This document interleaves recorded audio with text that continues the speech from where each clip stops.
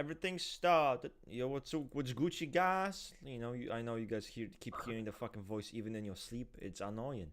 What's Gucci, guys? Like, fuck, man. I know. You know.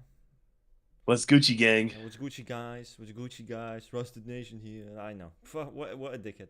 What an annoying person, right? Emotes in chat. Yeah, this person is very cringe. I get that.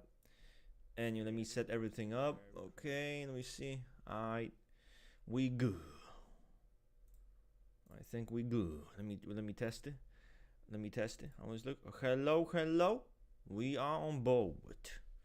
How's everyone? Hello. How's everyone? Come on, guys. Come on, let's get this shit going. But today we're gonna be talking about just normal, just casual conversations, casual Enneagram conversations, but also talking about the good and the bad of Enneagram. Because we are not glazes, we understand reality better than anyone else. Yeah, but because we often talk about how Enneagram can help you, how it can benefit you, but the truth is, often Enneagram, I feel like, is a the truth is, right? When you would go to a psychologist, many of them would probably tell you that you identifying with your label of the SP4 or Session 4 is not good for you, and you should probably stop that. So, it has its benefits, but also has its disadvantages. People over-identify with the label and forget other qualities that they might have, good or bad, because they're not written in a description. So again, guys, like anything really in the world can be misused. To be honest with you, anything can be misused if you give this tool to people.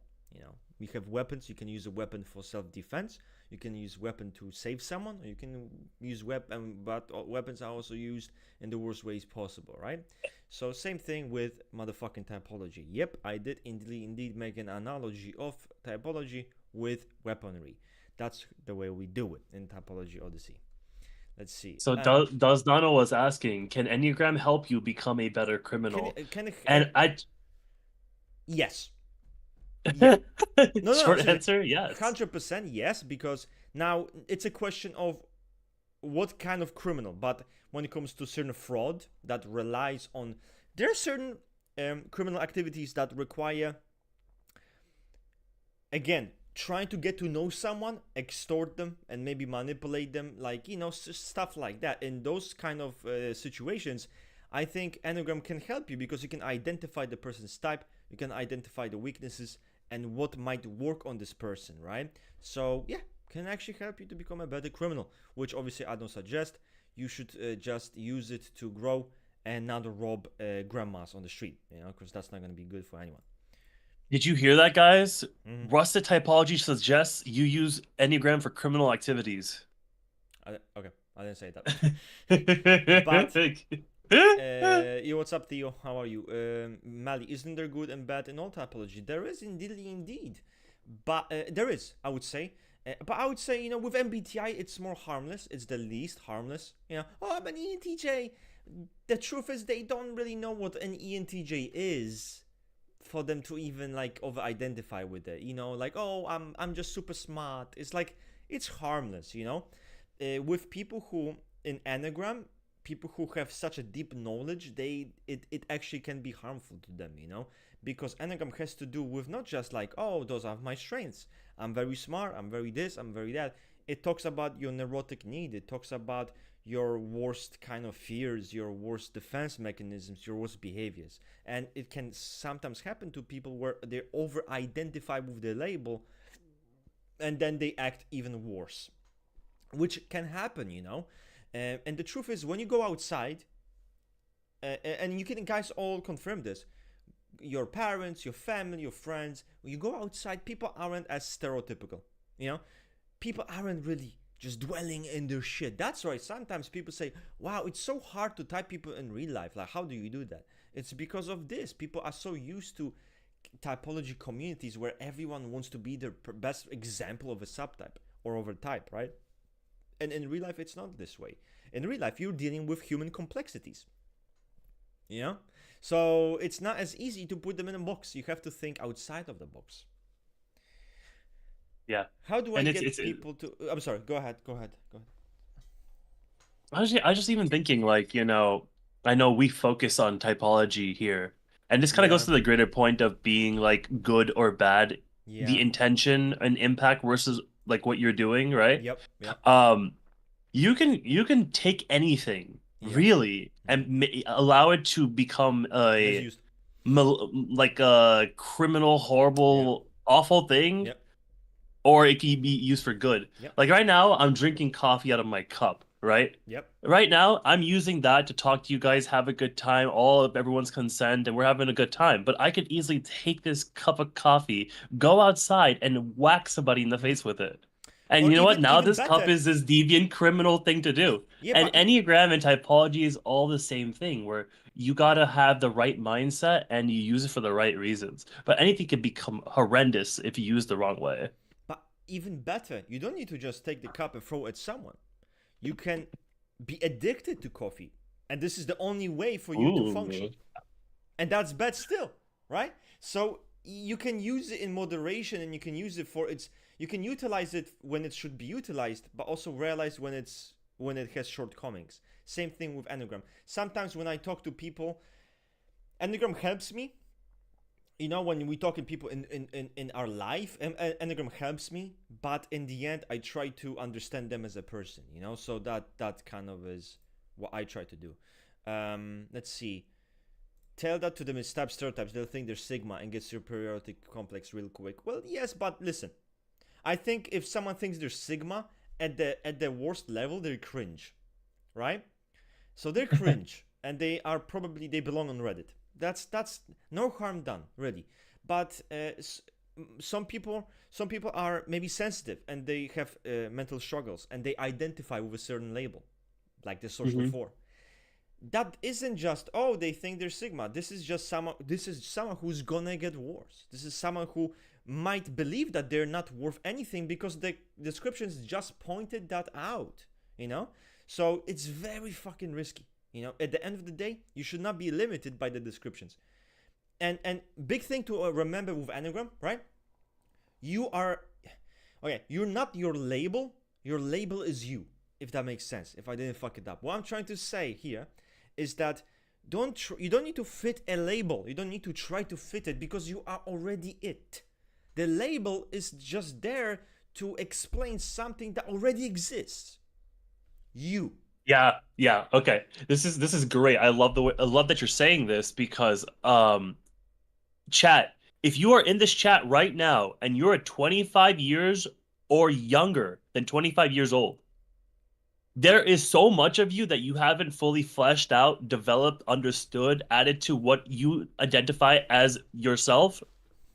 And it is so easy for you to fall into this pattern of moving boxes around, categorizing things about you into a typology archetype instead. You are very susceptible to doing that. That's just how it Yeah. is. You won't even comprehend how much of you has not been defined yet Yeah. until you're like older, Yep. like Russ and I. Yep. We're almost in our 30s here. Yep. Don't let it happen to you. And that's why sometimes, like me and Rin kind of talked about a bit, like typology is unironically harmful to young people.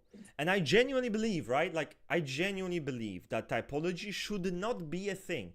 Enneagram shouldn't be a thing for teenagers. It shouldn't. I genuinely believe that. I'm sorry, Absolutely. guys. If you are a teenager, you're watching this, I'm sorry. Log off. Log off, play a game, go outside. But don't like spend time jerking off to your identity. This is the worst thing you can do. Oh, Because, whoa. like Ring Don't do it. said, your identity hasn't been developed. Your understanding of self and your identity, your values hasn't been fleshed out yet. You need more experience in life. You know, that's why sometimes I would talk to my friends and be like, listen, man, what you should do is to take a step back from Enneagram because you can't figure out your type. Probably because you don't know who you are. Take a step back, remove all Enneagram, and really truly look into who you are. Sometimes it's too late when you're 15 years old and the first thing you do is Enneagram for the next 7 years. Oh What the God. fuck? You based Horrendous. your understanding of yourself on a label.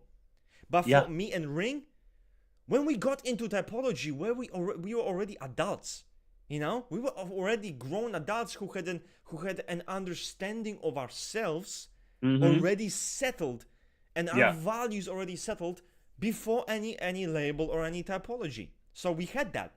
So it's less harmful, right? But some Hmm. people, they don't find themselves. They don't know what they care about. They care about this because the book tells them. They are like this because the book tells them. You know, they're mean because the book said they're mean. But what if they're not mean? What if they're not? But they think they're sexual force, so they have to be mean. But they aren't. Yes, they aren't. I've seen this shit all the time. Russ, have you watched that movie that came out? The one with all the emotions that get personified? Yeah. Inside Out? Oh, yeah. Beautiful movie. Loved it. Right? That movie's great, right? And you see how, like, the character in both movies starts defining themselves, adding things about their core understanding of themselves. Yes. And, like, yes. I want you to imagine, like, all the typology information that these teenagers put into their system, all those places where you would have genuine understanding of yourself, like, oh, you are a good person because you go out of the way for people. It's no, I'm a good person because I'm a social 9. Because and as a social 9, I do X, Y, and Z. Is like, fuck, dude, seriously? You know? So, and I'm telling you guys, this is a danger for all of us, which is why for me personally, I just try to, my mission, find my type, but focus more on others. Focus more on typing characters, typing people, learning typology, but not to focus as much about applying it to me. Because you circle jerk that shit way too fucking much. That's gonna backfire regardless, man, you know? So once I have myself figured out, you know, I don't give a shit at that point. I care about, okay, I watch a show, I watch a movie, I like to play around with it, I like to apply it, you know, or talk to people, apply it to people. But at that point, you stop doing kind of circle jerking it, which, by the way, leads me to another thing, which is a problem in typology, especially on PDB, filled with teenagers. People use, especially young people, they use typology not to find out the true answer, but to feel special and to jerk themselves off. To have an identity, to have an image that is cool. Sexual 6 at the side, I'm smart, right? Whatever it might be, when I lie. But the point is, and you see this, a person who's in a typology constantly asking, am I this type or am I that type? Constantly, for 7-8 months, never fucking learning a single fucking thing that they could have already known and had a solution. But they're not there to truly know. They're there to circle jerk, to talk about themselves. That's why typology has actually one of the most cancerous and toxic people ever. It's a bunch of like very mentally disturbed people in one space, which does kind of suck, but at some point we will change that. That's all I can say. At some point we will change that. We're gonna create an environment that is never been done before. And you know what? I'm gonna for our chat, I'm gonna add a little classic socionics plug in here, right? One of the best things about classic was how it defined that with NE, and I also want to thank Javier for also breaking this down for me like many months ago. That personality is actually one of the, if not the most powerful thing that is related to your capabilities, and that is related within NE. And I love that because the idea is that that thing that inherently defines you, what you are capable of, is linked to your personality. And with that, to me, I understand that as your personality is so powerful, so special, so unique, so capable of doing so many things in this life, that why would you ever disrespect it by trying to mold it into some two-dimensional caricature that someone else created? Man, it's just reading more comments. If you have again questions or anything to add, guys, remember we are reading, just sometimes slowly. Yeah, we can't read good. Yeah. We're process logic, so we read slow and look at everything. Yeah, we just go one question 10 minutes later, right? It's like fuck. But okay, Impossible Hunt is saying that was my main issue with old socionics descriptions. There is a ton of super specific examples of makes it hard to identify with nuances of the sociotypes. Oh man, this is good. Because it's tough. It's tough because, to be fair, sneezing here. To be fair, right? If you look into classic socionics, we do classic, right?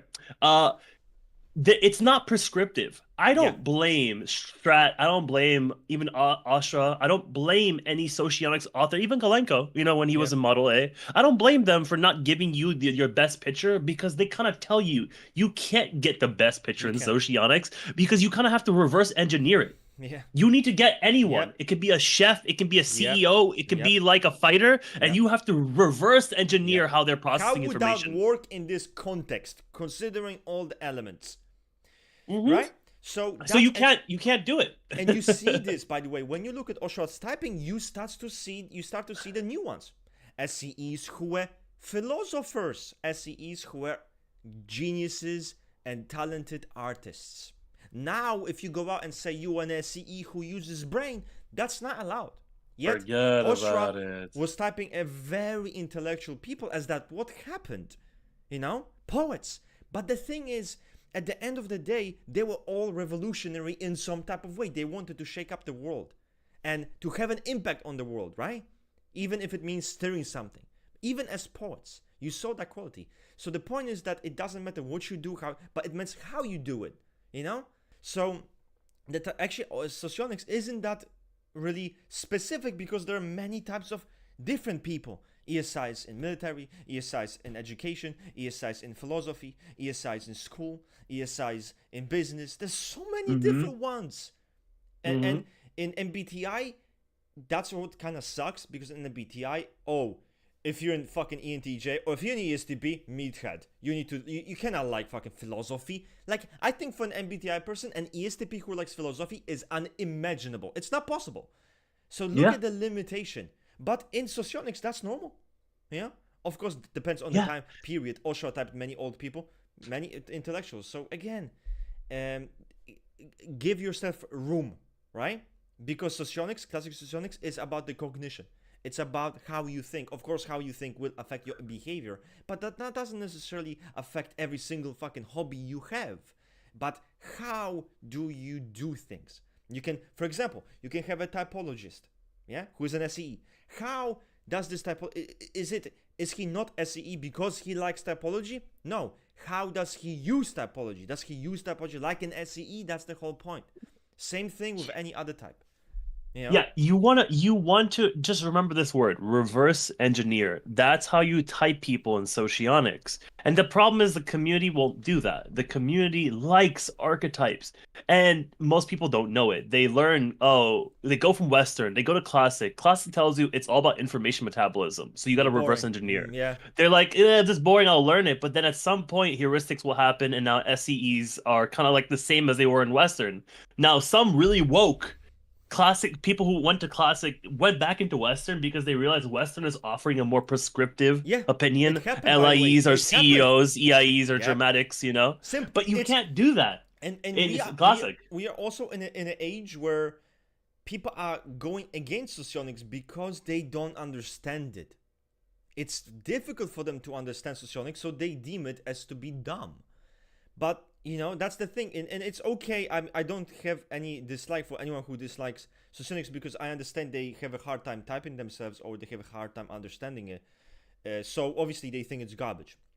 Makes sense. They think it's too hyper specific, So I get that, but many do kind of prefer WSS at some point because it's simpler. Beta quadro values.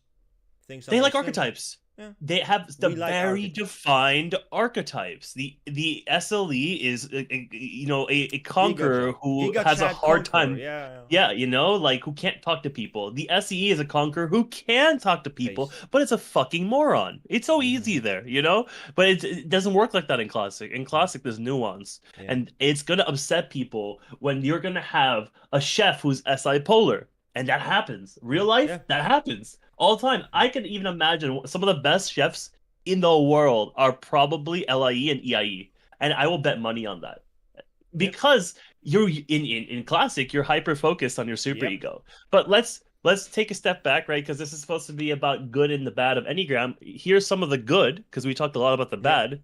Enneagram is probably the most successfully prescriptive typology we have. Yeah, you can be a lot more prescriptive. So I'll give it that. But socionics, I hate when people shit on socionics for saying like, you can't really tell who's what, based off of a first look. But they tell you that. They never lied to you. Everyone said that. You're popping the hood on people's personality and figuring out how it operates. No one has promised you shit. In Enneagram, they do promise you better prescription. Western socionics promise you prescription. No one promised you prescription in fucking classic socionics. So you can be upset that it doesn't. I get upset sometimes. I'm like, yeah, but that didn't really tell me anything about it. But don't be mad because you found that out too late. Yeah, I'm here to tell you, it's not prescriptive. Perfect. Kim Evasians asks, "Hi Rust, I've been using Enneagram subtypes to decode the behaviors of the rules and BAP-B followers. Is this a mistake? Am I tripping? And why? What the? Maybe is it like a channel or is it something like that? Like of the rules and BAP-B followers and why they are in such a long holding pattern of dating fails. Maybe it's like people. I've been using Enneagram subtypes to decode the behaviors. I mean, why? Sure. What is the rules in BAP-B? I don't know, but if you do know what that is, guys, let us know in the comment section. But, yeah, let us know. If you're using it to decode their behaviors, why they're making mistakes in dating, it's not bad.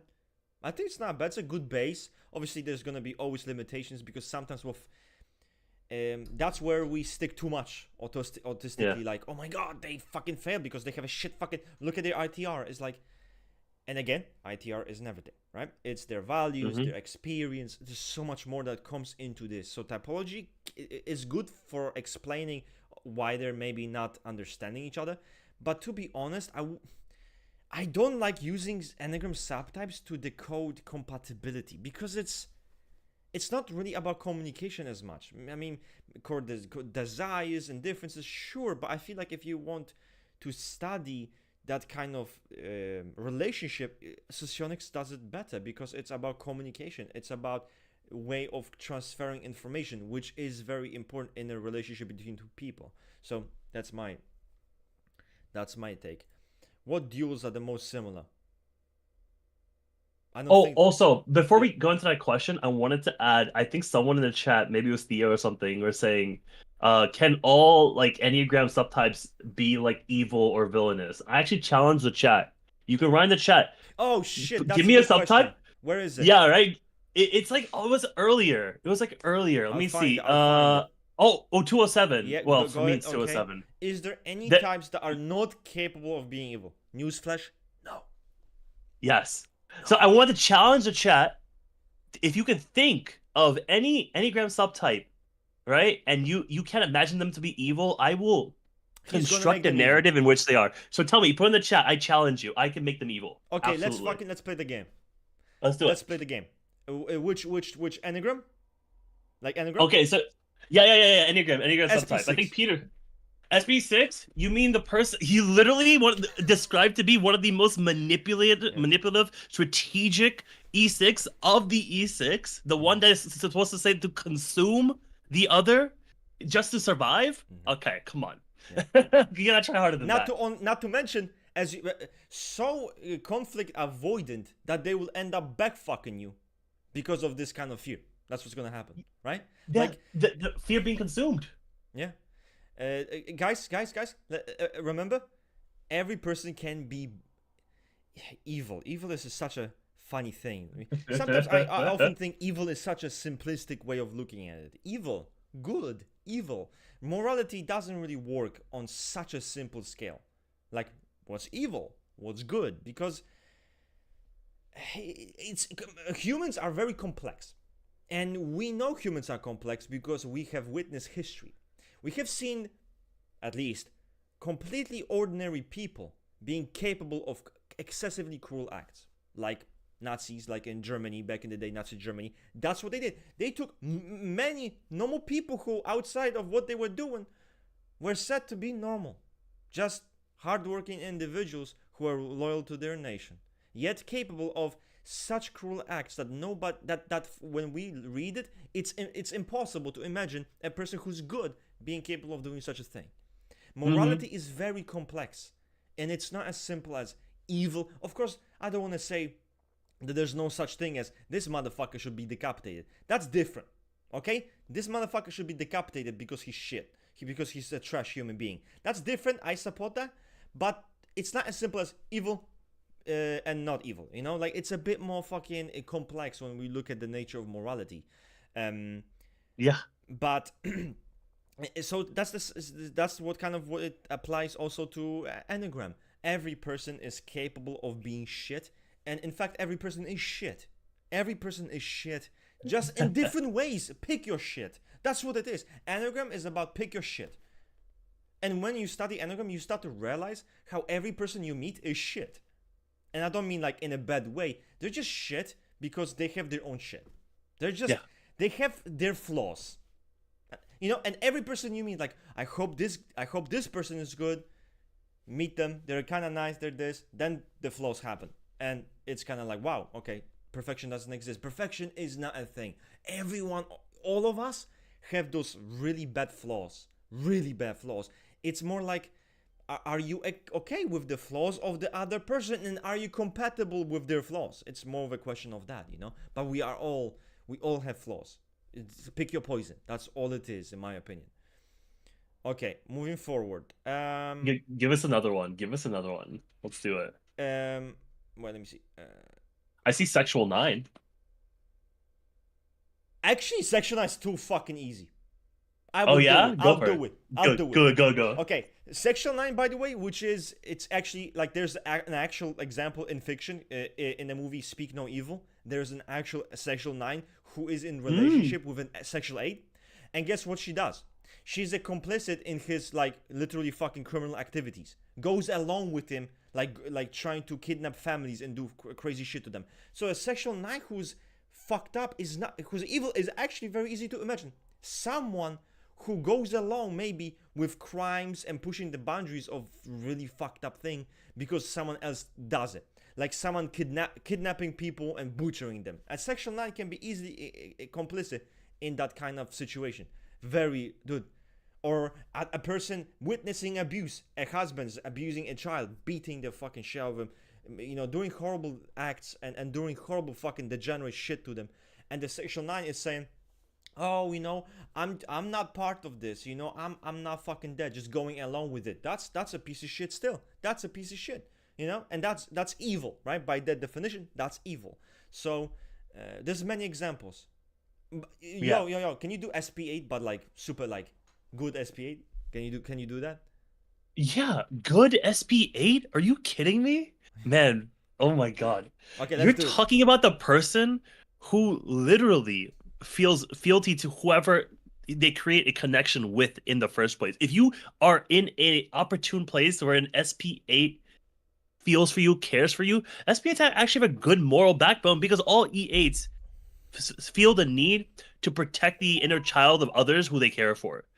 I mean, look at all these SP8 heroes. We have the Punisher, right? Who is literally loved by everybody, especially here in New York, because he's like another New York hero. Because he takes justice into his own hands. Sure, he doesn't follow the rules. He can be a little violent, just like, you know, Billy Butcher from The Boys. But people like them because they go for what they perceive as right. It might not be a societal right, but this is a good person trying to do good, but they do it maybe in a chaotic way. They do it in an excessive way, but it's someone to a healthy SPA is someone who's gonna fuck your shit up, but it's someone who, if you don't know typology, you'd be like, oh, that's a social aid. That's a social aid because he cares about his friends. He's gonna fuck shit up for his friends. No, and an SPA is still a very moralistic character. They're still they have strong principles. And I know strong principles. I'm close to an SPA, and I know if something was to happen to me, or someone would fuck with me, or something would happen, he would fucking decapitate that person, no doubt. You know, like this, they're very fucking like, they have very strong principles that they especially about their own people. Which, by the way, is not just a social aid thing; it's an aid thing, as written in the book of Naranjo. I think it was 27 personalities in search of being. He was talking about how every aid feels a certain ownership and certain kind of protection over his people, as long as they don't interfere with his dominance over his territory. That's it. As long as they don't fuck with his power, he will protect them, and that applies to all 8 core subtypes. Let me see. Okay, let's okay. I don't know why people try to. Blobfish is saying. So, by the way, guys, sorry because we yap a lot. Sometimes we go off topic, and shit happens. So we might not respond to your questions very quickly, but we will try to respond. So remember that. I don't know why people try to live up to the ideal example of an Enneagram type, when all of the descriptions of archetypal examples are severely mentally ill or complete assholes, or even criminals. Right? In Naranjo, there are like cases where you read it and you think that's a criminal charge. Like that is a criminal. Yeah, Right? that's a criminal charge. Yeah, Yeah. fuck yeah, dude. 100%. So, and that's kind of what, to many of us, it makes it hard to associate, understand ourselves in relation to this book. And what creates caricatures, where Section 8 is a monkey. Section 8 will fucking do anything that they want and they'll be in prison. It's like, you took everything that the book said and you just took it at such a face value. You created a caricature that now it doesn't really fit reality, But why this happens, why people want to be that? Because the truth is, there are a few things about typology community people forget. It's political, that's first, but it's very identity focused. It's very focused on who's cool, who's not that cool, who is better in the eyes of others, just by the merit of their type, right? This person in a typology group is seen as kind of cool because of the type, not even because of this motherfucker is cool. He's boring, he doesn't say shit, but he's identified as X, Y, and Z type. So he's cool, and from time to time he has a one-liner. He's cool. So this is what happens, right? And they view it as I'm cool, I'm that label, I'm that cool person. But also you have to understand, many of those people are actually mentally ill. Many of those people in typology do struggle with their neuroticism, with their identity, with everything. So that is just, again, another way for them to label themselves, identify with something, and be seen. I'm the best example of this subtype. It's a badge. That's what it is. Yeah, I like to add a little bit, like another perspective too, because this is actually multi-layered, right? You made a really great perspective on connecting the mentally ill that we have in the typology community. But I also want to add, just from my perspective of like accessibility, right? You're gonna see a lot of people not identify with characters like Superman or Captain America. They might like them. They might want to, quote unquote, fantasize be with them, but they won't Yeah. see themselves in them. But they will see themselves in characters like the Joker, Yeah. Batman, Iron Man, Yeah. Spider-Man. And that makes a lot of sense because there's an accessibility. People innately don't see themselves as perfect as a Superman or a Captain America is because Exactly. most of the time they're perfect ass characters. They see themselves in characters that have those deficits, those flaws, those things that set them back, but somehow they make it out in the end because that's a more realistic and accessible thing. And now, if you look at that as a spectrum where like someone like a Joker is all the way at the end, where someone like Batman's in the middle, you kind of see that the way someone perceives themselves, if they see themselves as like a horrible person, or they see themselves as someone like, who Non-conformist. isn't great, yeah, they're gonna relate more to characters that make them feel that way. A lot of people like the Joker for that reason. Oh, I'm the Joker. I cause chaos, but I'm also have redeeming qualities. Not that I'm Superman. Literally, I'm the strongest, most handsome, most best thing that's ever happened to everyone. No, my life has not been that. I've been actually ostracized a lot. I've been bullied. And you know what? The Joker was also bullied. So I like the Joker. Even though he's kind of an asshole, he's like my fantasy asshole. So that's also like the accessibility of these type of characters as well. So a lot of people want to type as an E7 or an E8 or even an E4 because a lot of these characters have like high potential. They do these crazy fantastical things, but also have a lot of flaws that one can identify with, but they'll scale it down to their level. Just because someone likes Billy Butcher, it doesn't mean they're going to start killing everyone, right? But they're going to think, man, I can be a little bit angry and violent and have a strong moral backbone. Billy Butcher's Mike Kenny now. So that's what generally happens also as well, like an accessibility. You fucking took a layer, elaborated upon. Very nice. Thank you. It's like a cake.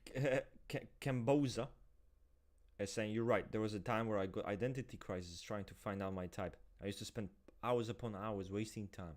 It gets so bad that I needed to take a break. And this is what happens to many. I mean, open PDB. There's always this one fucking person. Am I this? Am I that? And they ask this like 50 fucking million times. And I even told this to my friends. Listen, if you can't figure out your type, right, and you've been doing this for like what, 3 months, take a break. Stop thinking. Be yourself. The answer will come to you. The answer will come to you, but you need to clear your head, because once you're just tinkering with all this information, it will confuse you. The lines blur, the information gets blurry. It's not good, you know. This is another thing. I think someone used the word superiority, and it kind of triggers something in my head. Like, if you want to get mad likes, social cred on your next post on PDB, add the word superiority anywhere. It doesn't even have to be like part of the big picture of what you're trying to say. Yeah. Just add it there, and I guarantee you, your post will get 10 to 20 more upvotes than if you didn't.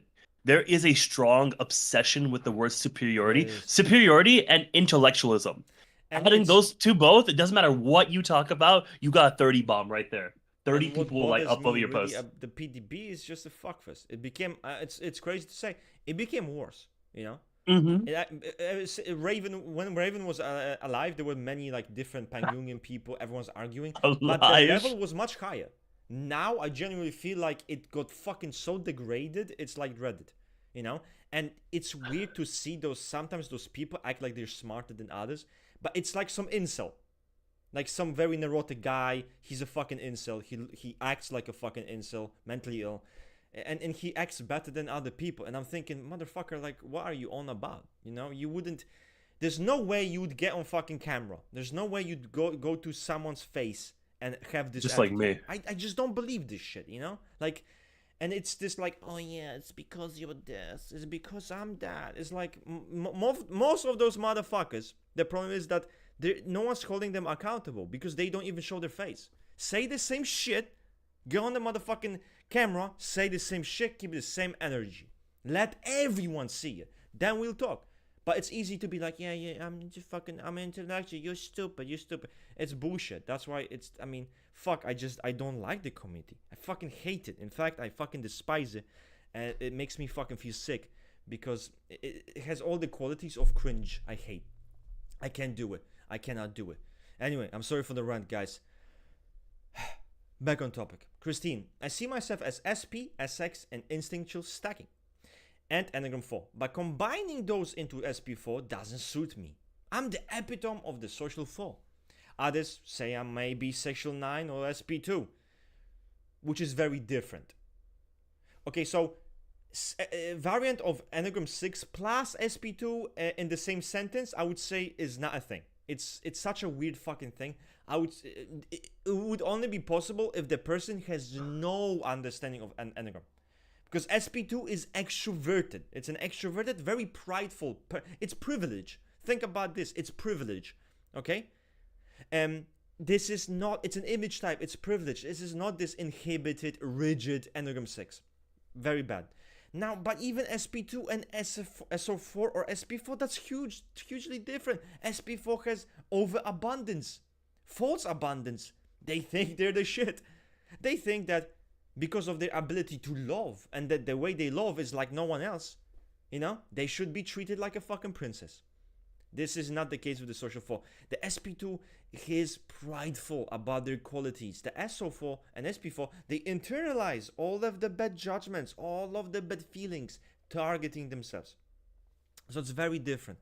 Now, listen, you say you're SP, SX, and instinct, yet you say you're the epitome of the social 4. Well, my question is, how is this possible if the social 4, you take social as subtype, instinct, and you combine it with the Enneagram 4 core, you get the social 4. So how is it that you're such an exact example of SP, yet you fit a type that shows all of the neurotic need in the social domain? That's my question. Likely it is that you are mistyped, yes, and you are... I can't know where you're mistyped, but there's no such thing as, well, I think I'm an instinct this, and the instinct is literally You take the instinct and you take the passion, you combine it, that's what happens, you know. Ring, do you have anything to add, or are we going forward? We going forward. We're going forward. Let's start Okay, guys, yapping. we're going forward, guys. Sorry again, it takes time. We yapping.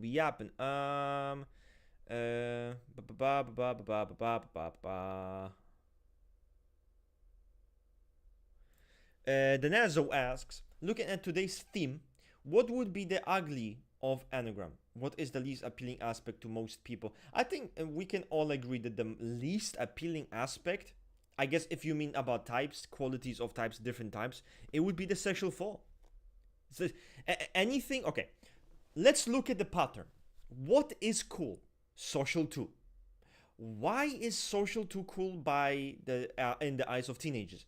Hyper arrogant, delusional, does not see their flaws whatsoever, thinks they're a god, which, by the way, if I see ever again on PDB someone says that they think they're a god, they actually think they're like fucking made from heaven. They're just like me. Listen, you don't live in fucking anime. There's no way I'll believe that you actually thought you were God. I don't believe this. It's crazy. Oh my fucking God, I cannot believe this. So it's all capable. I mean, think about it. It's the conqueror of groups. It's above mortal. You have all of those qualities with zero flaws, and it's someone who's so fucking cool. Not only that, but look at those super cool characters that everyone admires. That's a big thing. The big thing about typology types that people don't understand is that it isn't just about the type, but about what the type represents and what the type is connected to. Section 6 has Batman. That's pretty fucking cool. Rorschach. That's pretty cool, right? And with the social 2, Griffith. How many people have you seen? I'm like Griffith. I'm just like him. How many people? I just want to add just a small thing. Griffith is such a bad example of a social 2. I think it's his best typing. I just think it's such a bad example. Okay, I don't not to interrupt you. I just want to say that. No, I understand. I've heard this sentiment before. I'm not against it, but you know, you have this very magnificent figure with who's so fucking beyond anything that they have no flaws. And obviously, this kind of all-powerful figure is going to be worshipped on PDB by young people who don't know any better. Now, take it the opposite. Someone who's low self-esteem, they're cringe, they're 3V. Most people use 3V as an insult. Let's be honest here. Most people hate type U 3V because they don't like you. Not because you fit. It's a hate. It's 3V has become equivalent of this person is a loser. They're reactive, they're cringe. I typed in 3V. That's what this is. So now it's kind of like we're losing all meaning in typology, right? But yeah, think 3V. Oh, very 3V, right? No one wants to be associated with that because insecure. That's what they think. 3V is super insecure. Then we have self-hating, self-deprecating, envious. Oh, that's the worst. Envious, hateful, violent, right? Oh man, sexual flaw gets the most hated, the most cringe because all of those qualities. If you're 3V, you're fucking cringe, and that's the reality. And not because you are cringe, it's because people weaponize typology. And it really fucking sucks because I have friends who are 3V. I have very good friends of mine who are 3V. You know, and when I see it's cringe, you know, I wouldn't look at them and be like, wow, he's a fucking insecure loser. You know, that's not how it even fucking works. So yeah. Can you differentiate? By the way, Jason is in the chat. Yo, Jason. Jason is cool. By the way, guys, if you don't know Jason is cool. Jason has been working on some books. I know he's like writing books. He's actually sometimes remember how we kind of made the reaction video to Local Scriptman, the civilian. Jason is not a civilian. Jason is into filmmaking and he's writing characters books that he sells, but he's actually in typology, he's actually in the community, he's actually learning in the fucking community. So again, guys, you maybe have seen him on PDB, maybe he can link you his channel or the fuck he can do that. I don't give a shit. You should do that, in fact. So yeah. But he has some cool stories and he creates some cool characters. So shout out to Jason again, right? Yeah. One of the coolest things about Jason is that he involves other people into his creative process, Yeah, especially if you like typology. So if you want to interact with him, guess what? You kind of crowdsource some really cool ideas so he can use in his stories. So definitely check out his literally, work. literally, you can be one of the people that he might use for your stories, and his stories are very good. You know, he's trying to. I know he's trying to get a YouTube channel, and yeah, you can go far, you know, because filmmaking. I mean, you've seen some typology, like those people who into filmmaking who make Enneagram videos. You've seen that shit. That shit blows the fuck up because filmmaking is very good, and filmmaking proper character development is very in need. It's very important. So you have a superpower, and you know typology better than all of those other fucking people do. You know typology better than Locus Scriptman, than fucking Abby, whoever the fuck her name is. I don't give a shit. No namer, random, right? Civilian, we call him. So fucking easy peasy. Let's take it. Can I do a little tangent? Go ahead. Back to something we were talking about earlier. I was just thinking about it, and we had a conversation in private about this before. And we're talking about the bad of Enneagram and how the bad of Enneagram could be how people who are impressionable, especially 25 years or younger folks, they take parts of typology and make it them instead of the other way around, where typology should fit them instead. Another issue that people who do that, and I know there's a lot of people that do that, right?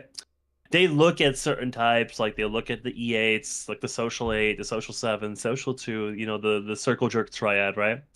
And they'll take very specific things. Like, for example, with social 7, they take that sacrifice thing and then take it very, very straightforward, literal, direct. Same thing with a social 8, they'll look at complicity and be like, yes, now I'm going to create these type of relationships with people, right? And I just thought about it. And I think that not only is it like inauthentic to do that to your personality, like try to fit yourself into something you're not, right?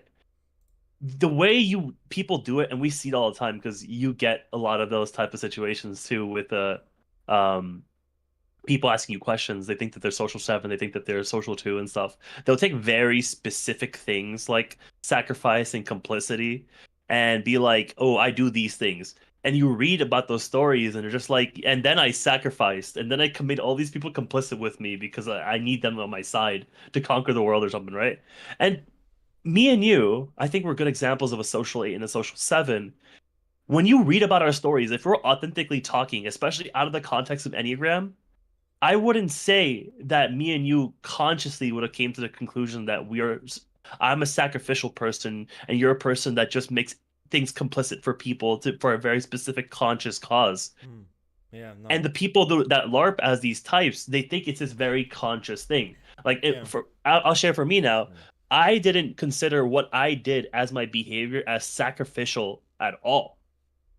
And that might be crazy to some people because they take Enneagram very literally, right? To me, I would say that I always wanted to be a good person, a person that does right by his people, his community, that I go out of my way for people and I want to have a good impression, like that type of things. But I wouldn't say, oh, I was always a sacrificial person. And you'll notice that for people who jump into types, or maybe they are correctly typed, but they just jump into it and start adopting things about the Enneatype. It feels so superficial because it's too on the nose even. It's too perfect. I remember It's not natural. And I'll to add on the story. I was once reading an Enneagram questionnaire. Not someone that sent me a questionnaire. It wasn't any. Just on PDB. I was reading this question, and I swear to fucking God, I was reading. I'm like, fuck, wow. It was an 8 core, a self-type social 8, and they could not be more fucking obvious in how social 8 they are. Thing I care about is justice and fighting for the oppressed people who are in the minority and my friends. Every single thing that was related to this, and I'm like, oh my god, this is so on the nose. I refuse to believe you're actually this type of person. Like, it's so weird, because that's the funny thing. When I made the questionnaire, by the way, and I filled up my own questionnaire. If you read that shit, right? If I read my questionnaire from their perspective, I wouldn't be like, oh my god, wow, look at fucking social lay of the most social lay, and he's talking about all those things. You could maybe deduct it, but at the best, you're kind of like, well, seems a bit social, maybe. It looks like an 8. Okay, sure. That's how it's supposed to fucking be. Fuck, Yep. you know? Some people are just super on the fucking nose. And the truth is, you're not aware of how sacrificial you are. You fucking, if you go on the street and you ask a socialite, will you be like, hey, Yep. bro, you know, do you think the only thing you care about is complicit relationships and justice, bro? He's gonna be like, the fuck are you talking about, man? Like, leave me be, you look weird, you know? So you can track those things. For example, for me, I knew I care about loyalty. So okay, sure, loyalty to me was always very important, and I took it very seriously. Breaches of disloyalty. So okay, that I knew. I knew that I was group oriented. I knew that, sure, you know, because I have a history of that. So I see it. But many things I wasn't aware of, like, you know, justifying certain acts, right? Like acting in certain ways for other people. I didn't see it until now, where I look back and I see that, and I'm like, oh shit, I see what I'm doing. But this is not how it's supposed to be. It's not supposed to be so conscious for us. You should see it in the behavior. But again, that's why sometimes I read questionnaires and they're so on the fucking nose. I'm like, come on.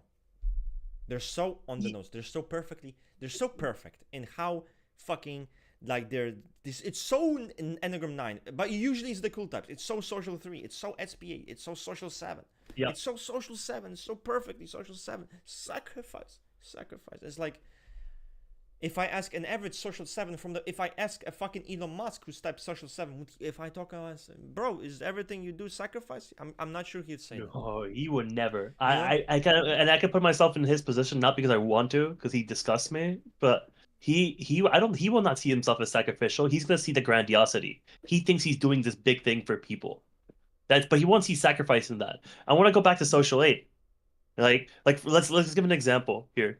For a lot of people that are kind of like, I will say, maybe LARPing, maybe they are social aid, but they don't know how to express themselves. But they know that they're a social aid. They'll be like, I walk with the people and I make sure that they are my side. We're all in this together and create like this like team that we're gonna conquer everything. And it was like, that's so fucking on the nose. However, if someone says that, yeah, I take very strong stances on things, I don't exactly know why, but it's good to know where people that I consider my people stand, and if they don't, I confront them on that. It's kind of crazy and because, because I create fucking groups where I do think we should mass decapitate everyone else. So fuck, but I understand what you're saying. And that's authentic complicity, where the same thing with social 7. I think it's so easy to spot in social 7. But you know why I prefer, what I always do?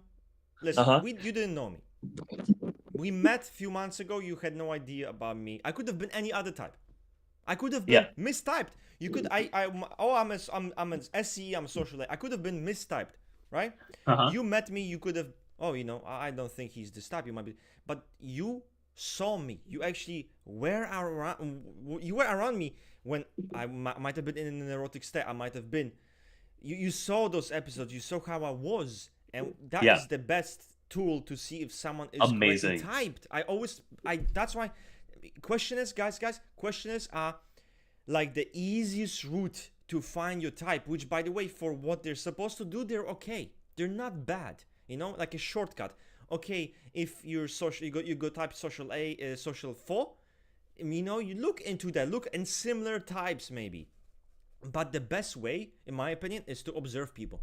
I don't give a fuck what label you put them under. They cannot betray who the fuck they are. And that's the reality. I can type as a social 1. I can type as an SP4. It doesn't matter, because when you gonna see me, the things I'm gonna care about, what I'm gonna be reactive about, will betray my type. So the best way to see what people are, observe them, be around them. But that's my kind of take on it. Okay. I was on the trenches. There's someone I wanted to address.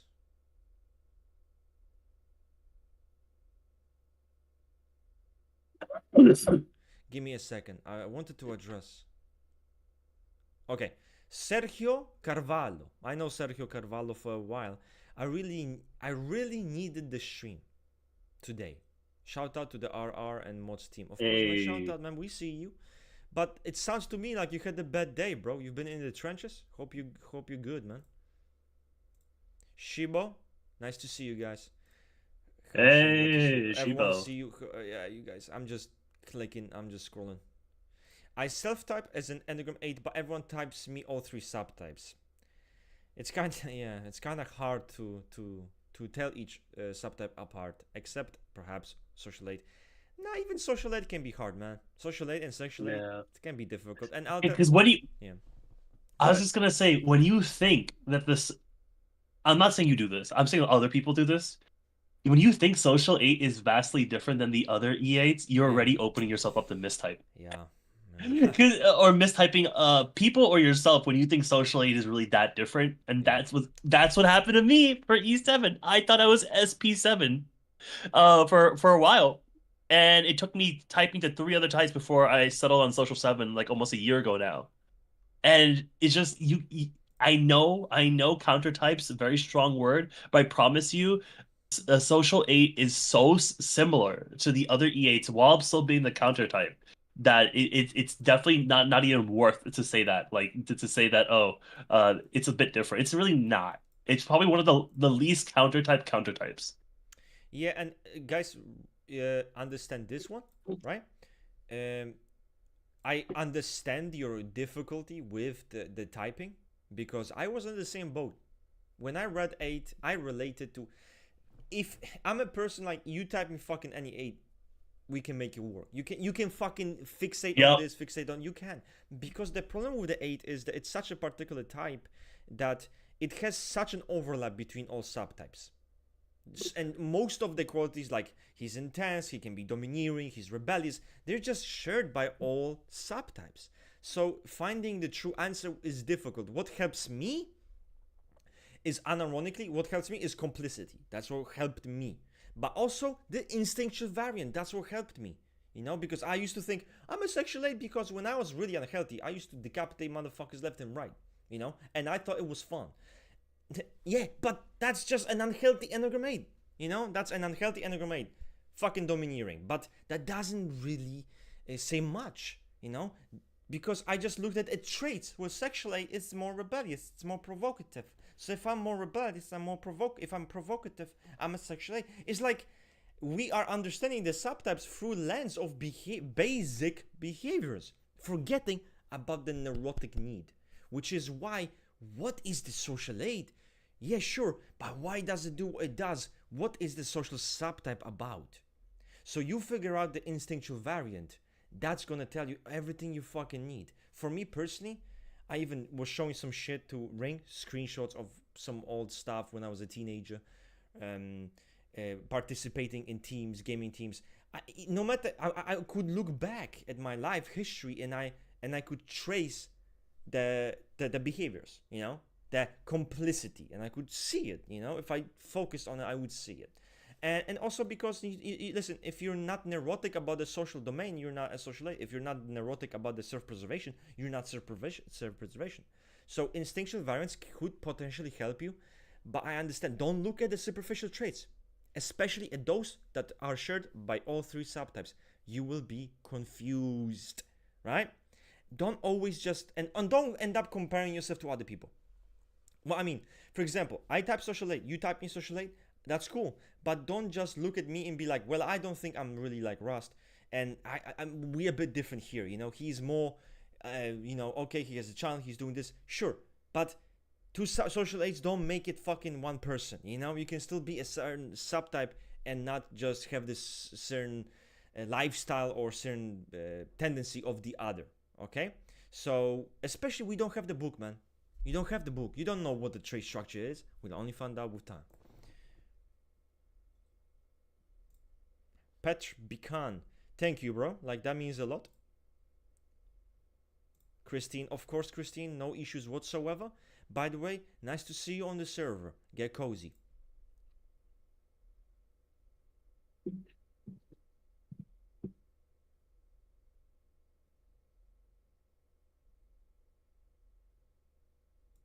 Sov is asking, I type as SP6 and I relate to everything else but being super warm and docile to gain protection. I try to appear calmer, more independent and less expressive so I don't appear weak. Am I mistyped? Okay. I will say this, right? I do not believe that an SP6 is necessarily as warm as people like to think. In fact, I think this SP6 can be rigid, and they can be even a bit uptight. So it's not necessarily this like, oh, sexually I'm rigid, warm person, very like, not necessarily, you know. My experience from what I've observed, they can be very judgmental, they can be very rigid, they can be very closed off. So I wouldn't just say you're mistyped just because of that, personally, you know. Again, look at the neurotic need. The SP6 book, there's a neurotic need. Guys, remember, each subtype book, the neurotic need chapter is your chapter. It is your chapter, and you have to read it. I just want to add, right?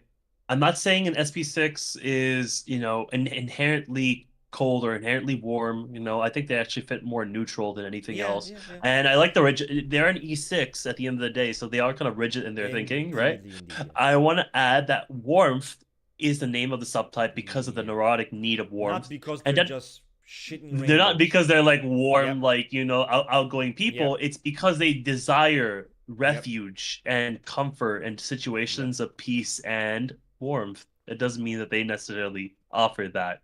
In fact, if it's the thing that they're seeking, it's likely they have a hard time producing it. Perfectly fucking said. Sometimes people forget that, which makes sense. It makes sense, because you often hear. To be honest, even I said, "Oh, they were more.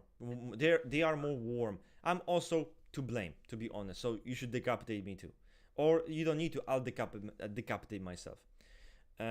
Beheading in the next podcast. No problem. Stay tuned. Easy. Okay. Beles Marvelis. What would you type the Rococo art movement? I don't even know what that is. I'm sorry, maybe I'm ignorant, but I don't know what that is. Farid Peak, absolutely go to take on social 2. I was actually questioning this goat complex. I have problems with neglecting self-care, being indulgent instead of analyzing my issues, trying to change my approach. The truth is, listen, it's because, people's this, it makes sense, social 2 has goat complex, look at fucking Julius Caesar and Napoleon. It's like, are you actually Are you actually using those two examples to paint me a picture of God complex? You're not Julius Caesar.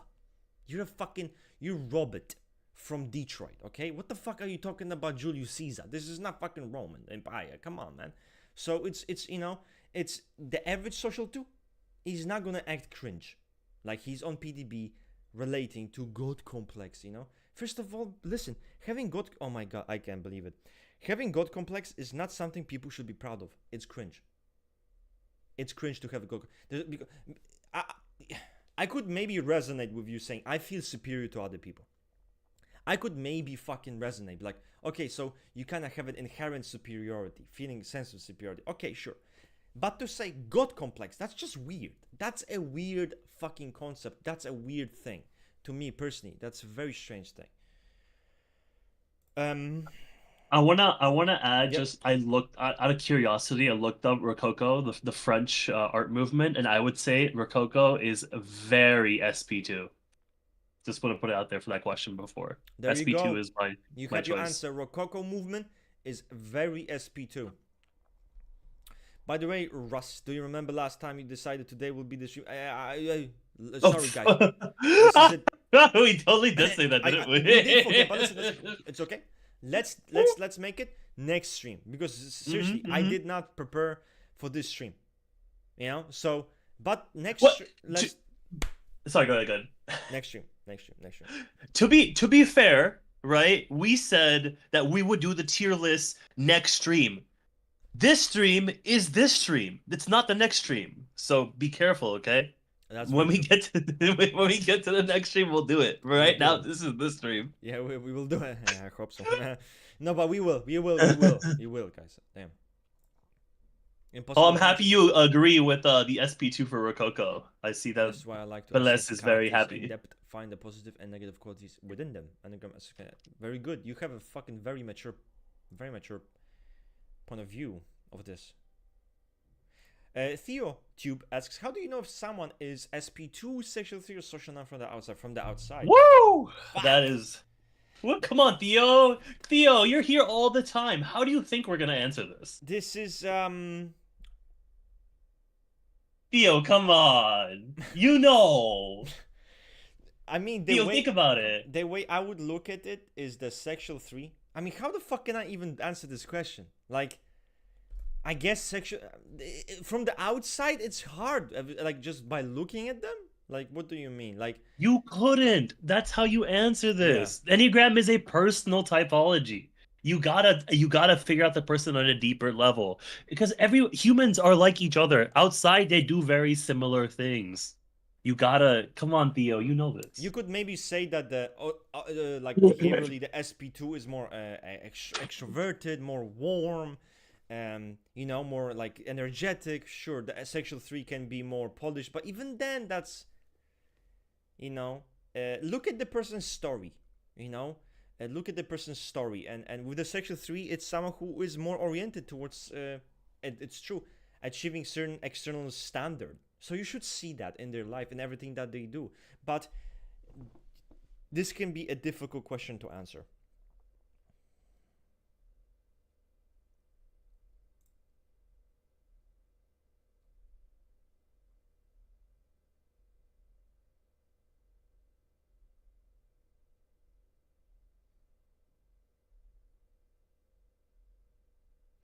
Just reading. I'm just reading, guys. Belles, um, Impossible Khan says, great point. I didn't realize what I was doing until when I realized I was an SP4. It was all unconscious. I froze my ears. So, and you know what's funny? I typed you SP4 ESI in the beginning. You came to me with a questionnaire. I typed you. To me, it was so obvious. I was reading that. I'm like, how the fuck is this not SP4? Like, this is the most, like, this is a person who freezes their fucking ear off in a way to be enduring, to endure the fucking difficulties of the situations. It's, you seemed very SP4 ESI with one questionnaire and SP4 ESI with another questionnaire, just like that, very easy. But you are, and it's good in your case because you weren't trying to LARP. You thought you might have been a 6 score, you know. Oh, I have anxiety disorder. I'm anxious. I might be a 6 score. People tell me I might be a 6 score. Guess what? Not at all. You know. So in your case, it wasn't a LARP. You weren't trying, but that's who you were even without your awareness. That's the awesome thing. That's the good thing about the Enneagram. That's the awesome thing. Belles Marvelous, I feel sexual 2 is so misunderstood. People think they're a less monkeyfied version of a sexual 8. No, sexual 2 is very accommodating. I agree with you. And the reason why this happens, as you said, it's because what people think is the sexual 2 is the sexual 8. Why is this? Because their perception of sexual 2 is, guess what? SEE. That's their perception of the sexual 2. So naturally, they're like, he's a SEE sexual 2. Their understanding of that is they're looking at a sexual 8. They just don't understand the type. I read the sexual 2 book. I read the social 2 book too. And when I was, because I was trying to kind of create correlations, there's nothing. When I read it, it looked like a very obvious, to me, it looked like a very obvious ESE. I'm sorry, it looked like mental FE type. FE plus. Very vibrant, very emotionally intense. But this is someone who is afraid to show anger in a relationship. I mean, what are we talking about here, you know? They come across as very friendly, very accommodating, very warm, making sure that they have a good word for everyone. Why is everyone forgetting that? Where is this tyrannical dominant possessor who gives zero fucks? Where is this thing? He's just there to possess you. Okay, that's a sexual 8. You know? So if you are a sexual 2, I feel sorry for you because you are dealing with so many fucking ignorant people who don't understand your type. It actually is bullshit. I try to fix it, and I try, you know. Sometimes I see some dumb motherfuckers saying some shit about sexual 2, and I'm like, you don't understand anything you're fucking saying, you know. Like, but I'm fed up with that, you know. I'm fed up with it because like yesterday or something, I saw a post on PDB or something. Someone's like, oh, what do you guys think about the social 2, sexual 4, and sexual 2 SCE? And I saw bots being like, yeah, see, sexual 2, I don't see it. My aunt is this type. I'm like, dude, there are only fucking bots in this comment section. Only fucking bots. So,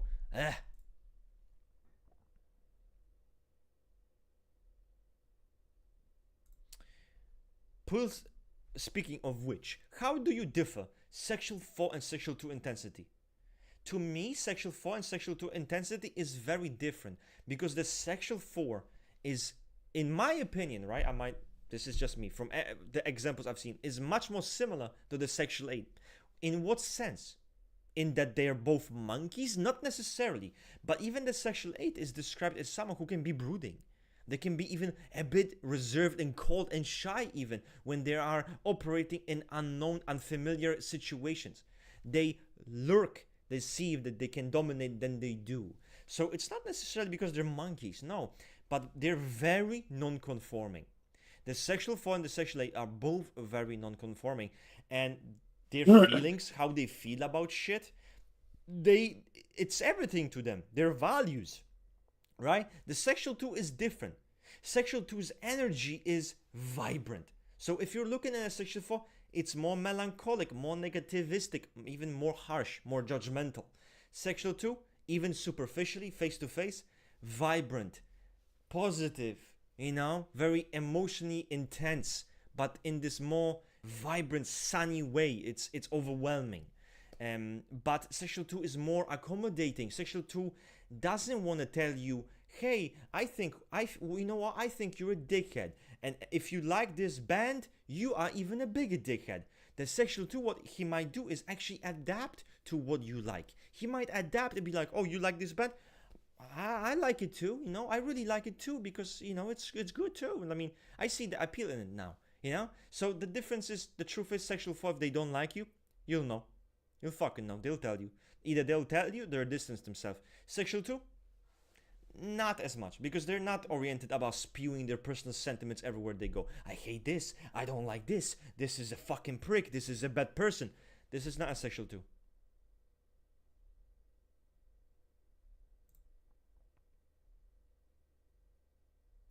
Minerva J, I never typed as 5. None typed me that either, until my partner added that in my tri-type as a suggestion. From there, slowly to Enneagram 5. I never once thought I was 5, because it was so unconscious. It is unconscious. It is unconscious, and you are... Everything you said is very true. Can you use instincts in themselves for growth independent from core type? Ring, can you answer this one? Can you use instincts in themselves for growth independent from core type? I think you can. I think it's something that is useful. I think that when you add the Enneagram component to it, even independently, it makes it a little bit more powerful. But of course you can. Like if you're someone who's fixated in the self-preservation, aka conservation instinct, one of your biggest fears is to be consumed by physical reality, to lose the resources and materials and well-being that you need to survive. That death is a very scary thing for you, but you got to ask yourself that, why do you have this special relationship with being consumed, by being unalive, by dying, that other people are a little bit more chill with, Ask ask Russ yourself and I are a lot why. more chill with it, but it's not like we want to die. It's just that we have a Yeah. more natural, or not maybe less natural, but more compatible relationship with it. That's not a fixation. We're not neurotic, and Mm-hmm. you don't need to think of the word neurotic in this special way. Simple as, we're not neurotic. We're not fixated on it. Like, money is just not something that we are obsessed about. It's never been a goal in our life. And sometimes maybe even we neglected it. So we have natural attitude to money. Money is good because money can provide us good life for us and our loved ones. Yes. Do we need excess of money? We really don't. And how would it be and even if we had not enough money, but we still could maintain our lifestyle and our life, it wouldn't be a problem, because again, it's not about the excessive. Some self-preservation types, they might have money, they might have more money than is necessary, and they still somehow feel threatened, so that they need to have more. Of course, that we call that an erotic response. Usually gets triggered, something happens, right? But you get the point.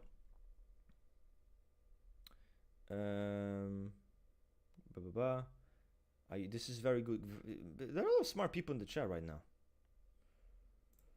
Yeah, there's actually a study that came out that people who watch our stream are more intelligent, kinder personalities generally will do something special with their life if they haven't already. Okay. Jason says, what subtypes do you reckon have the most and the least accurate subtype names?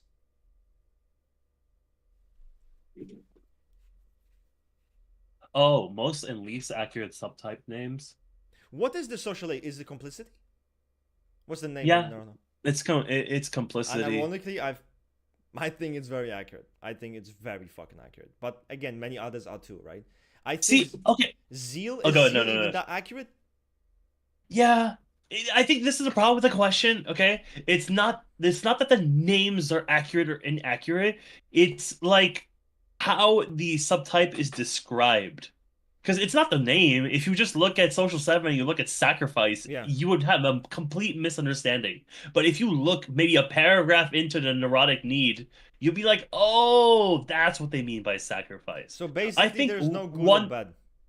I wouldn't say, yeah, I wouldn't say that. I would say that some are more obvious than others, like complicity is a more obvious one. Where SP7's family is not a great one.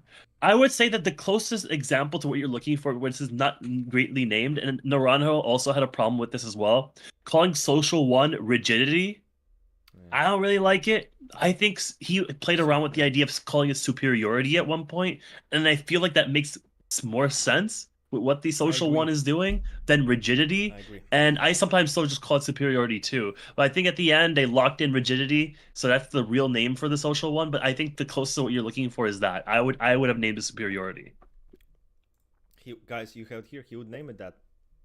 He Hmm. would name it that. So it's over. Um. We're changing it, all right? Yeah, We we're don't want to hear changing. rigidity again. Yeah.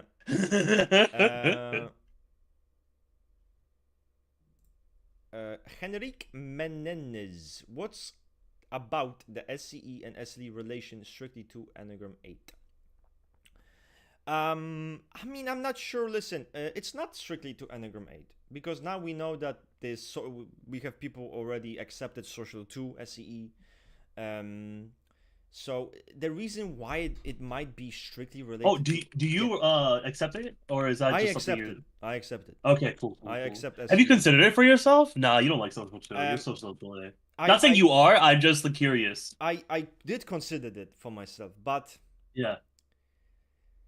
I was reading it a lot, and there were because I'm gonna answer your question soon, but I was reading the social too, and I've noticed, at least from my perspective, that as a person, you know, who self types as a lot of courses that are very relatable, but the same courses that are very relatable also seem like they could potentially be found in the social aid book if it drops.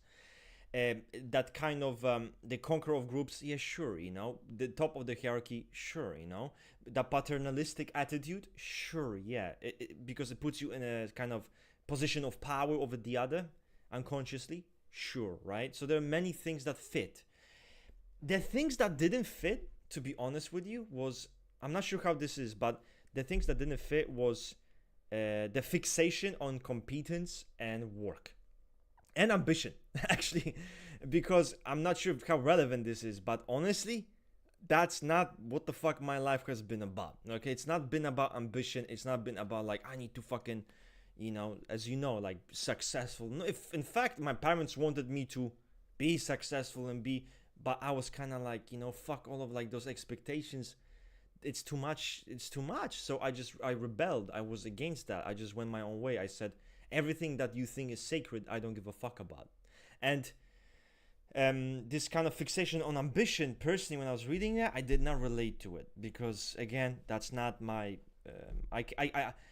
It's not to say I'm not ambitious because I am ambitious in my way, right? But not. I wouldn't say I'm defined by ambition. You know, like this. I need to fucking the work, the performance. Yeah, you know, not much. Another thing, it was, if I'm not mistaken, in the child, you can correct me, in the childhood, it's the social two wants to be equals with the parent and they're the responsible child. I was not a fucking, I did not be around the fucking adults like I was the fucking eldest. I was not the responsible kid. I was fucking irresponsible. And I didn't have that kind of position. Now I want to be seen that way, and I'm the responsible child. I was my parents put me in this position of responsibility. I was an adult since I was young. I don't relate to that shit, you know? Don't relate to that shit either, at all. And another thing I think is that the social 2 is very good at managing image. But that's more so not from the book, but I've seen from... They're very good at managing image. Very good. Now, it's either not true because they don't give a fuck, but personally, for me, it's hard to manage my image. You know, I might say something that, with age, I became better, but fuck, it's very hard. You know, say something, people might not fucking like it, politically incorrect, it's decapitation on site. I have people often telling me, close people telling me how to manage my image, and I often be like, you know what? Here comes the push comes to shove. It's like, if they think this way about me, fuck them. You know, fuck them all. That's what I think. You know, I become resistant. So you can. What do you think? So thanks for explaining that. You know, I definitely think you're social 8 over social 2. I just wanted to also talk about that because, you know, we yappa. But like, I wanted to add to people who are like confused by these type of like changes or in the correlation evolution. None of these should be so confusing, depending on what type of perspective you take on Enneagram, right? If you go read the social 2 subtype book, you go read social 1, you go read social 3, you're gonna notice that if you really want to type and make correlations to classic socionics, guess what? No type is going to be fully like static and fully dynamic, and that is kind of problematic when it comes to conscious utilization of that information. If you read the social 2, there are so much things that point towards it being a dynamic type in socionics, but guess what? There's so much about it that also talks about being a static type as well. This is a person that's, you know, really rigidly focused on methodology and making people feel a certain thing, but also it's someone who needs to be the top of the hierarchy, needs to establish themselves in a way that they have these resources, things, and knowledge and capabilities that others don't. And if you go for, like, let's say, using the example social 2 as EIE only, you have to kind of start using bandages, start having to cut that part off of it where it's like a lot really static as well. Now, if you have the methodology of I'm going to make my correlations based off of what it's mostly like, I think social 2 has more dynamic than static elements to it. Sure, fine. If that's your methodology, you type, you know, like social 2 as EIE because of that. You type social 7 as LIE because of that. You type social 3 as like IE or something because of that. Fine, that's your methodology. But if you want to be holistic, there are a lot of gaps that are not perfect one-to-one fits with each of the sociotype correlations as we see it. Social 7 is a good example of one that's like half dynamic, half static, and now the world kind of accepts ILE and LIE both working really well with the type. Social 2 is kind of in that place too. There's so much static elements to it. You gotta like ignore that. A lot of mental TI. A lot of mental TI. And so as much as people are shocked by the idea of these, you know, I don't follow correlations at this level because I'm gonna talk my shit. I know these things change. I know that they're never gonna be one-to-one. And it's only good if it works for you. And if it doesn't, then it's awful and it doesn't work. I'm not against correlations. I'm not for correlations. They're just a tool. Okay. But this is a good example of why I like it when people are more willing to open up to different combinations, because it's more reflective of the reality that we live in. And these systems were never made to pair with each other. That's just how it is. They were never meant to pair with each other, and you're going to have these inconsistencies. And to the point that I think SE and Social 2 is a great example of how two different sociotypes could fit one Enneagram type. You know, and I've seen great examples of both. So that's one I wanted to put that out there. Of course. No, you said it well. That's why, guys. The less you are attached to correlations at this stage in classic socionics, the better it is. Because at this point, just don't give a shit, you know. And I was reading the SC, I was reading the social 2. Okay, I can see why people think it's mental TI. I can see why people think they're static types. I can see why they're claiming they need to be on top of hierarchy. A lot of SCE, a lot of SCE shit. So I understand. Okay, that doesn't mean I'm gonna remove EIE. Not at all. Yeah. act accordingly to that. S- But it, yeah. Same way I know Social One and EIE is a new combination that people are really getting aboard on. I'm I'm not not gonna sure they're take getting LSE aboard into on. that. No one's getting aboard. I know more and more people are getting into it, but I'm not Okay. gonna remove LSE from that combination. Like I said, if my only correlation opinion is I like to keep more than just remove. Like an example of this is Social 3 and LIE, right? I think Social 3 and LIE still works extremely well. I think that you have to admit there's a lot of mental TI going on in Social 3. There's a lot of mental SE going on in Social Let's just 3. type And, SLE and be done with it. yeah, there's a lot of things going off that just like and the reality is I think one classic socionics type cannot embody Social 3. I think LIE works really well. I'm not sure what another static type is. I have to take a step back. I'm not happy with any of the other I.e., examples, but i.e., there social 3, is. unironically. I think it's a good example because the superego works, you know? But this is the thing. But even if you add IEE, it's going to have its own problems that LIE has. Now you have to think about a type that's so focused on methodology and getting this right future going for them that they have all these actions that they can do and manifest this reality that they want.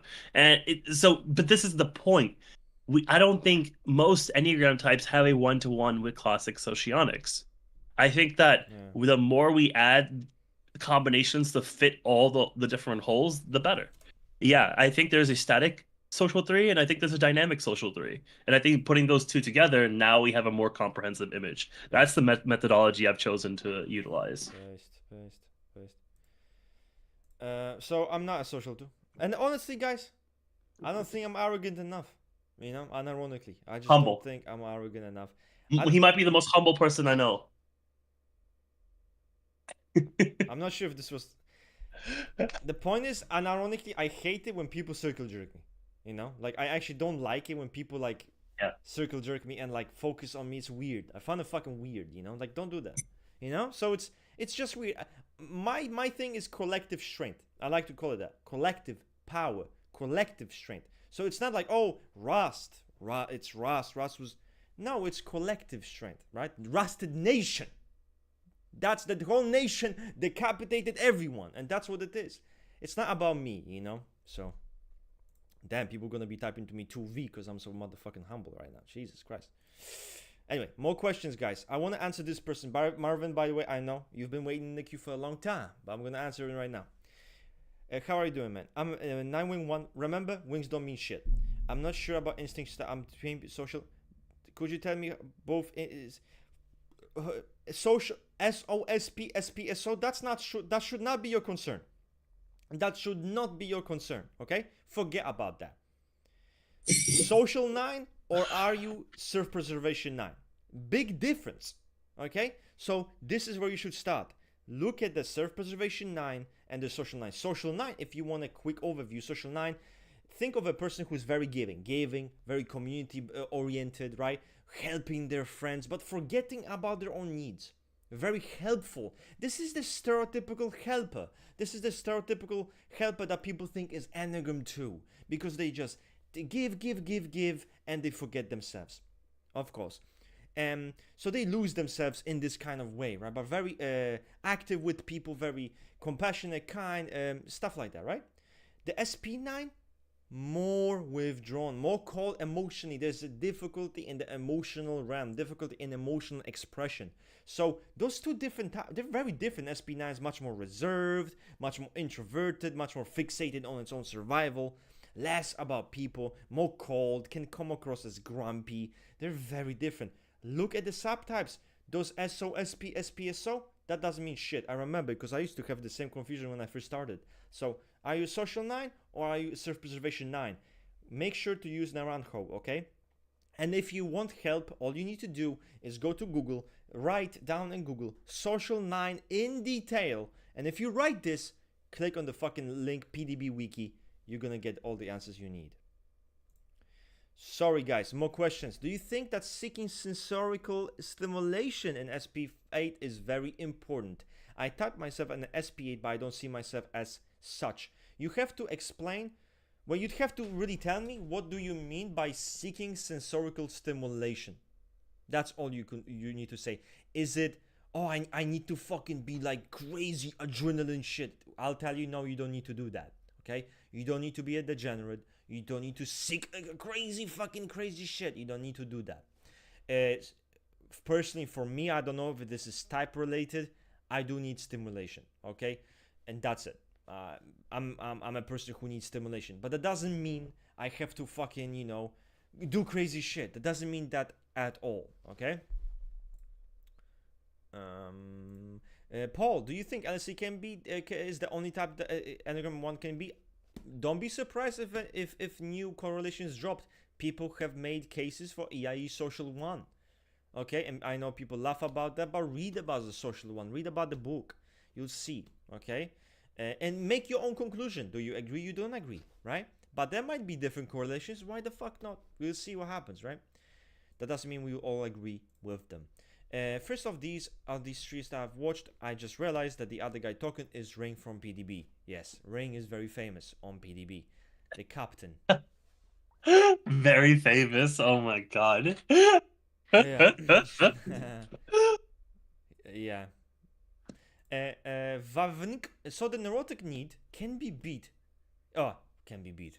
Right? Yeah, can be beat. Freudian slip.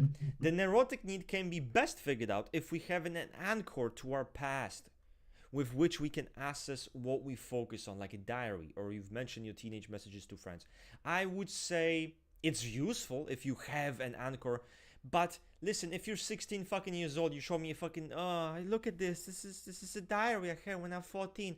That doesn't mean shit, because you're still a fucking teenager. But me as an adult, when I go to the memory lane 15, 16, 17, 18, 19. I see the patterns. I see myself exactly how I was thinking, what I was saying. That says a lot because I was not LARPing. I was not fucking trying to be have any label. That was me. That was pure me in the purest form, and that still said a lot about me. So that's very useful. Do you need this to know your neurotic need? You don't.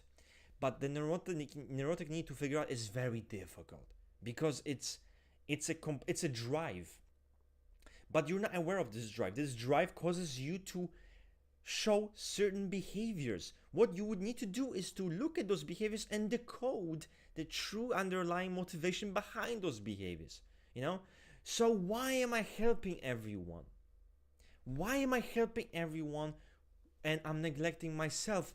What do I get out of it? You're asking the why question. You're asking the motive. What really drives those behaviors?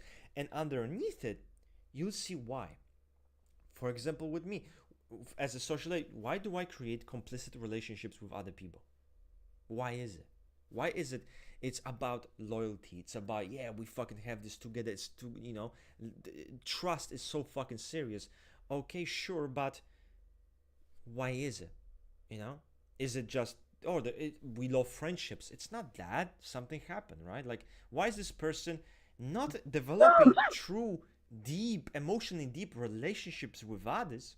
Instead, they're creating complicit relationships. Why is it? Why is it that they might be focused on justice or that they are vehemently defending something? Why is it? What is driving that behavior? So we look at this, we look at that. What's the better archetype for ESC, SP2 or sexual 2? Not sexual 2. I would never use sexual 2 as a archetype for ESC. I would say SP2 is good, to be honest. I think SP2 is good. How do you differentiate the sexual 8 and sexual 4 when both in tri-type? Doesn't fucking matter, tri-type. The biggest difference, because both can be brooding, both can be reflective, both can be artistic. So what's the biggest difference? The biggest difference that the sexual 8 has overabundance of confidence. That's really a biggest difference. The sexual 8 is also, when they're when you compare sexual 4, sexual 8, and you put them in a state of neurotic need, the sexual 8, as per Naranjo, that's what he said, the sexual 8 is going to act cold. The sexual 8 is going to become more cold. The sexual 8 is going to become more precise, more calculated in a sense. While the sexual 4 is going to be very, very emotional. So there's a difference. The sexual 8, even though being the most emotional 8, it still becomes cold. It still becomes harsh. It still becomes precise, right?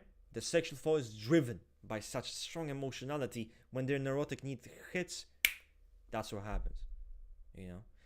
The 8, when it's neurotic, it becomes hardened. It becomes hard, like a rock, right? That sounds weird. Don't take it out of context. But it becomes hardened, even though they might be angry. There's this deep insensitivity that might not be there when they're not neurotic. You might take a very understanding friend who tries to be understanding, tries to be compassionate with you, maybe some social aid.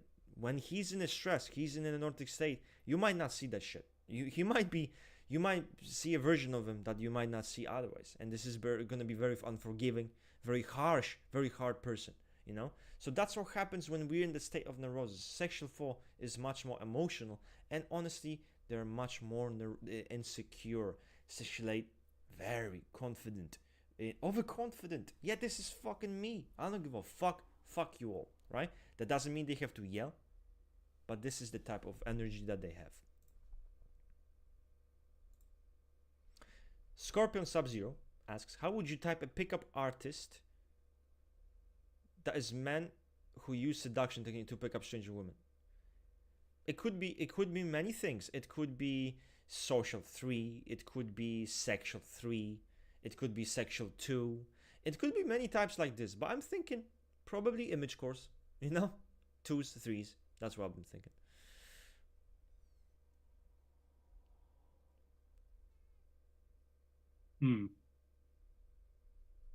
I think there can be so many different types.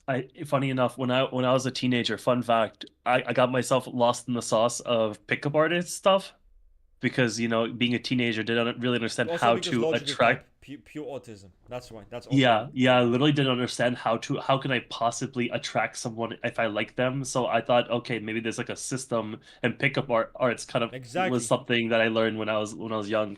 I grew out of it probably like when I was 17 or 18, but some things were kind of like interesting, but most of it is kind of garbage.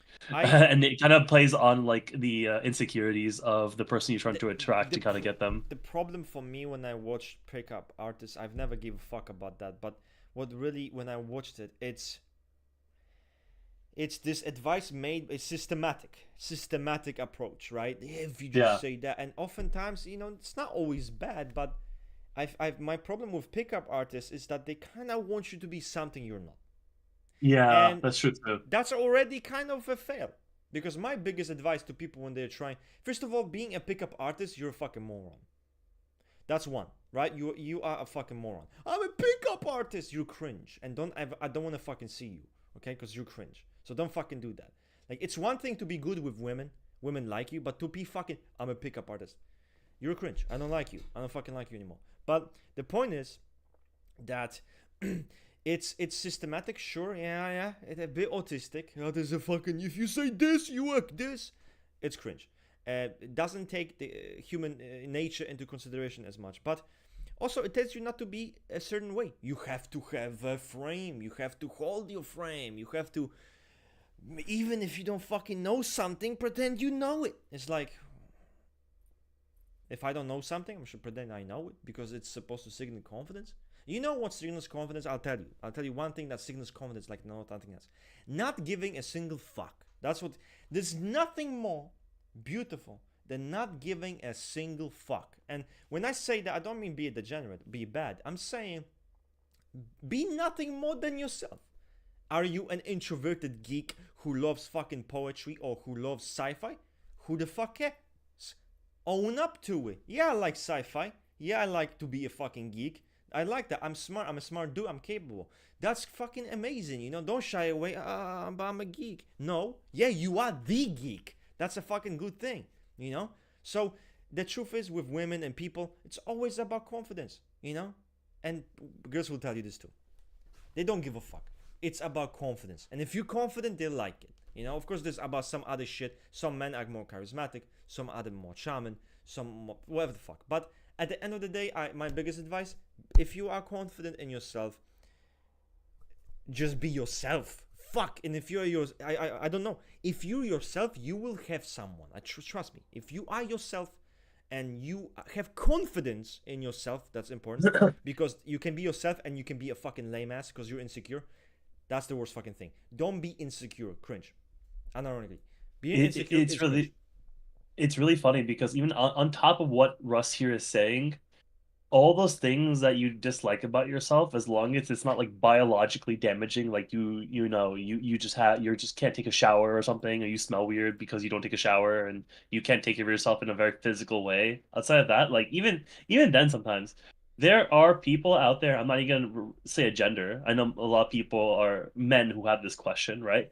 There are people there that find all these things you don't like about yourself as extremely charming and attractive. You think you're just like this nerdy weeb person who can't talk to people and hold a straight conversation.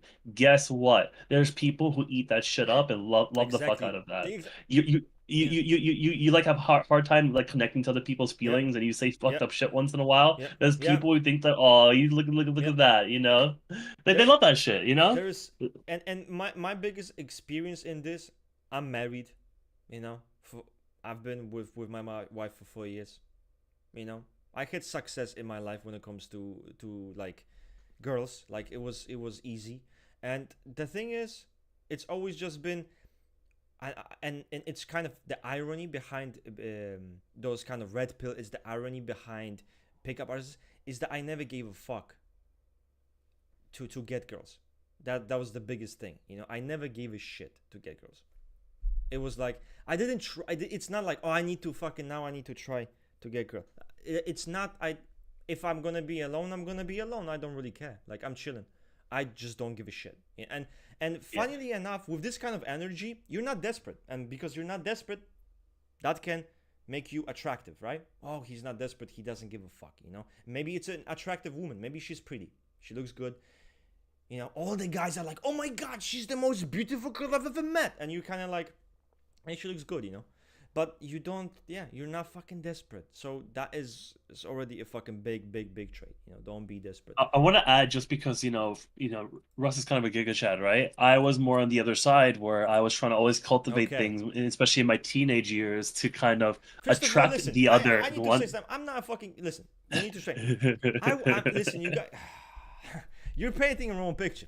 My Enneagram is triggered. Listen, Giga Chad. I'm not a Giga Chad. I was someone who, dude, I've been alone in my life. I've been fucking someone who's just sticking to himself, not giving a fuck.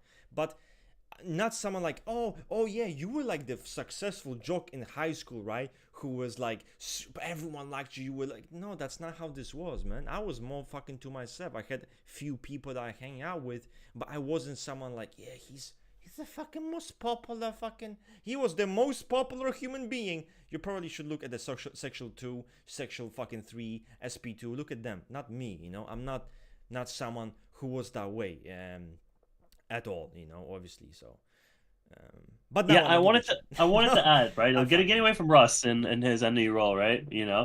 I was more like the average, guy where I was just like, what do I have to do? What do I have to wear? What do I have to say? What type of aura should I have, The when to good big attract daddy other dom women?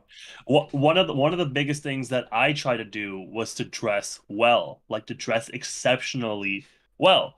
And that was something that I hyper fixated on, especially in my youth. I've become a lot more chill with it Relaxed. now, and I see Yeah, it yeah. more of as like a self-expression. But back then it was like, okay, what do I have to do? I have to dress like this. What is like good looking clothing look like? How does it supposed to fit you? How am I supposed to stand in it? And I would get so insecure about it. Even if I dress well, I couldn't even tell. You're so At some funny. point, You make at me some laugh point, because you're like a uh-huh. very charming. You can be very charismatic. So you're so funny. You know, you amuse me because like you have all the good things about you. It should be so fucking easy. But here you're worried like, oh my god, fucking. How should I stand? How should I stand? And it's like, How should I stand? Am bro, I just talking too much? Am I talking too little? if you You wanna know? listen, you wanna have your arms like this, have fucking whatever, right? But just don't be a Yeah. just don't be a twat. It'll be fine. Trust me, you're a Yeah, charismatic guy. You'll be fine. back then I had that problem a lot, and I think one of the biggest wake up calls that I got was, and this happens, I get almost every time, right? Mm. Every time I do find someone who's compatible with me, not just someone I found attractive, but someone who's compatible with me, and we have a relationship 1, 2, 3 years, I would consider that compatible enough Right. leading to other differences, right? Every single time, I always kind of pop that question because it's always kind of in the back of my mind, like, do you like the way I look? Do you like the way I dress? Are you attracted to me in a physical way? Because that was always kind of like my insecurity, right? And they always say that, oh, I don't really pay attention to that. And I was just like, I don't, but I find you attractive, but I don't really pay attention to that. That's If weird. you can dress in any way, and I think you look good, I mean, okay, And I was that's just like, possible. That's possible. Maybe because like, yeah, every single person I've dated long term, and they find me attractive. I can tell in other ways, of course, but they never fixated in the way I looked to the same level that I did, I think and that always threw that's me the off point. It's off like guard. about a chick who's fixated about her fucking pimple when no one else gives a shit about. The truth Yes, is that the person that you were with probably found you attractive, regardless of if you're just yeah. fixated on your clothes. You know? Yeah, never, never. I know I always felt kind of dumb because I put so much effort and time I know into you're like, oh my making god, up for try this. so hard. Like, I'm this. I just Yeah. wouldn't give a shit. It's like, oh, nice jacket. Like literally, I'm like, cool. Like I don't give a fuck. Like, dude, Yeah. I don't know. It's to me, it's. Sometimes I feel like I'm even less. I even give like less of a shit. It's like I don't Yeah. care how other people dress. Like it's like yeah, someone dresses kind of Yeah. sweatpants and shit. Well, okay, he doesn't need to fucking dress like he's the Yeah. pinnacle of whatever, right? Of pinnacle of success or something. I don't know. But I often dislike how society pressures people to care about their looks and Yeah. obsess. I don't like it. I really don't like it because people have like eating disorders. They have like their body dysmorphia. It's just so Yeah. shit. It's like Especially women. especially women, and it's like I always Yep. say it. I always say there's nothing more fucked up in society than the beauty standards that being put on genders. It's Yeah. Fuck. so fucked. But personally, I was raised in a kind of family where fucking my father was very confident, very physically confident. He did, he was a bit, obviously he was not the fucking thinnest. He was kind of rocking a bit of the fucking dead bod. Didn't give a fuck. Took pride in Yep. that, you know? Hmm. And that helped me to kind of have a good self-image too about myself, about my human body. But I don't have weird kind of notions about human body like some people, like, oh, some motherfuckers watch too much porn or something. I don't know. That's kind of how I feel like sometimes. It's like what kind of fucking imagination you have about fucking human bodies. It's very weird, but it's kind of damaging. And in the end, yes, no one should give a shit about it. And to be honest with you, listen, you should dress however you want to dress. You want to dress, you like a style. Just because some dickhead doesn't like it, what the fuck? Are you gonna now change your whole shit because this one person who's not even dude, they're a dickhead because to even suggest that kind of thing, especially if you look decent, I don't know why they should give a shit. So Hmm. if you like something, you should wear it. That's my opinion. If you like something, you should wear it. I don't give a fuck if many people think it's not stylish. Besides, stylish is often fucking lame. Who gives a shit about stylish? Okay, we're gonna be ending, guys, in 5 minutes. Okay, just saying. Can SP2 by? I'm sorry, Bellis. I know we've been rambling off topic all the time. Can SP2 be introverted? Like, what are the interest hobbies going to be like?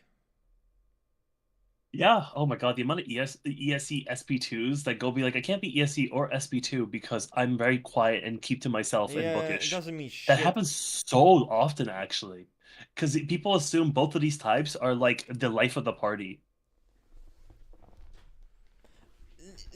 You should care less about the question. Can they be introverted socially? Because I'm not always extrovert. I'm an SE. So this is supposed to be like the most fucking like one of the most extrovert types. I'm extroverted in a sense I'm outgoing. I'm gregarious. Yes, sure. And when I meet people, friendly, gregarious, whatever. But that doesn't mean I'm necessarily as extroverted socially as people think. I really like being on my own. I really like I can be very reclusive. I don't want to be around too many people often. I need my fucking time away from people. So it doesn't really matter socially. Like the point is that it's SP2 is cognitively extroverted, and that's really what you should care about. All this kind of is it like social. Again, those are very small details. Don't limit yourself by that. If you're an SP2, you're an SP2. Whatever hobbies you have, you have. If you're a bit more introverted, it doesn't really matter. If you fit the neurotic need of an SP2, you're an SP2.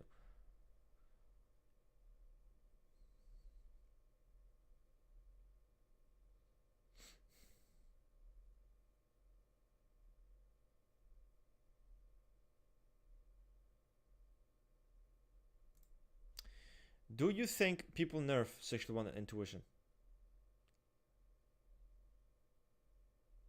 Of course they do.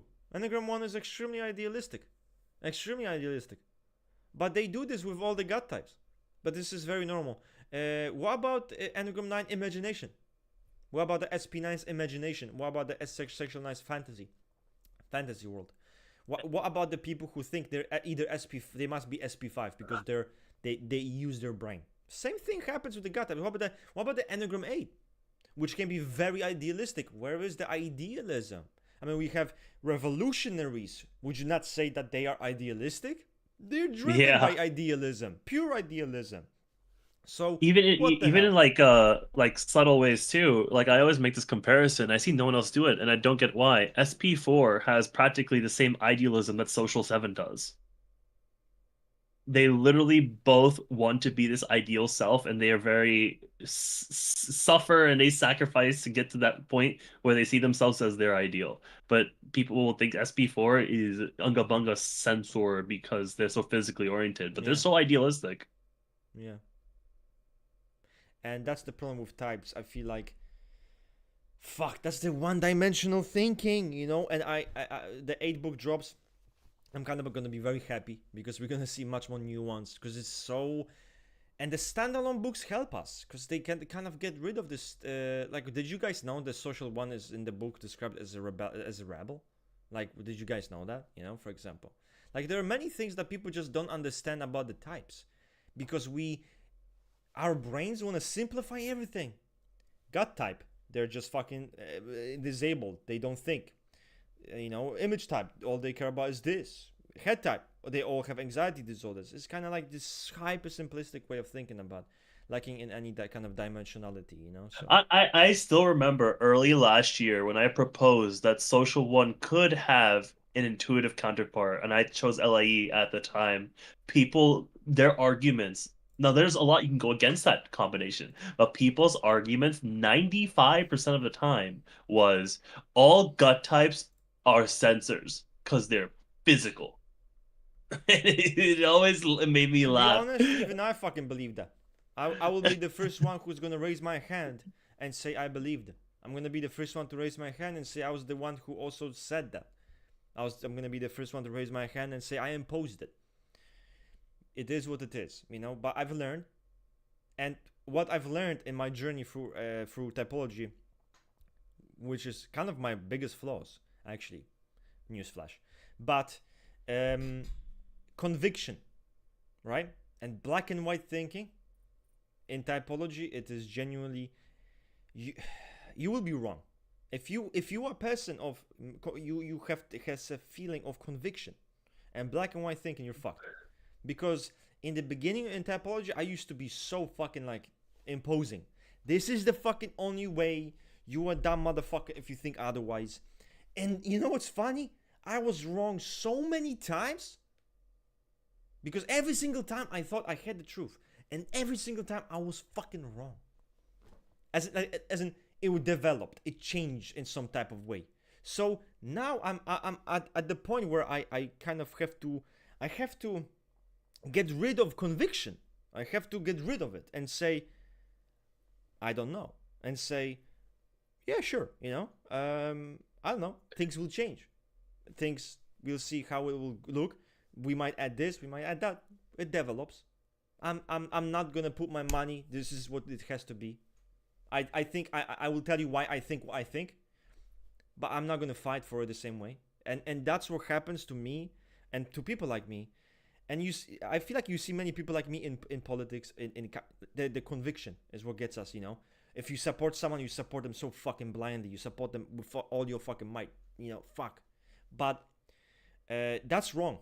You know, because especially in typology, it's wrong to have this kind of mindset. So now I just, you know, I might think something's possible. I might think something's not possible. But It's fine if you disagree. It's fine if you have your own correlation list. You should have your own correlation list. So that's for me. Fuck, that was growth. Being wrong 50 fucking times, shit helped me for sure.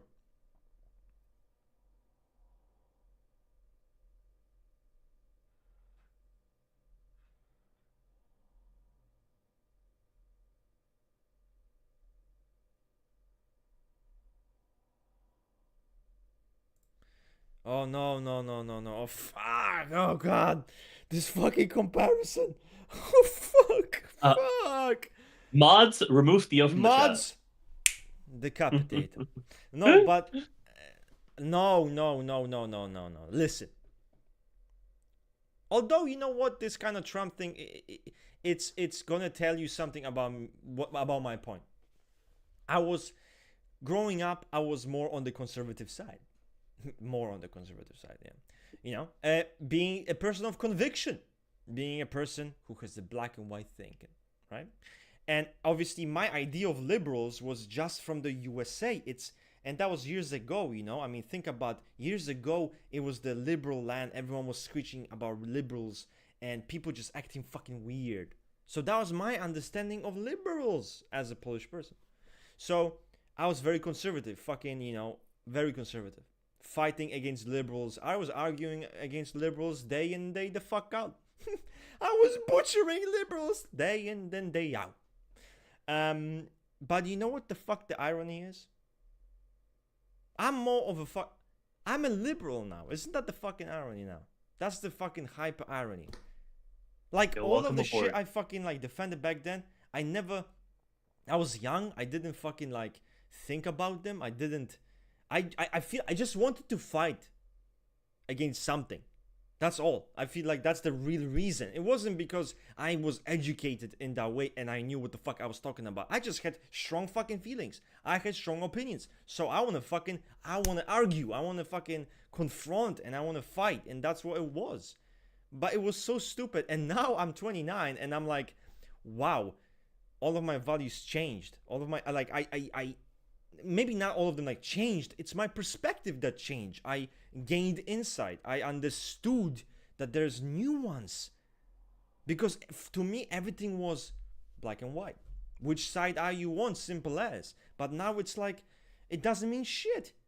I can be liberal and I can have fucking conservative values, liberal values, all kinds of values, just a mixed bag. It doesn't mean anything anymore.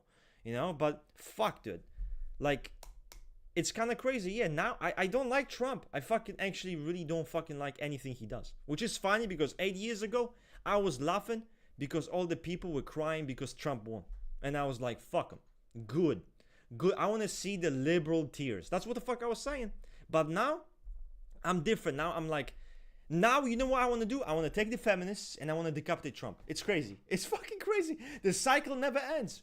But, now that's why I just try to don't get involved. Don't get involved. Just be neutral. Don't have strong opinions because you will fall into the fucking fuckfest of a fire pit, you know?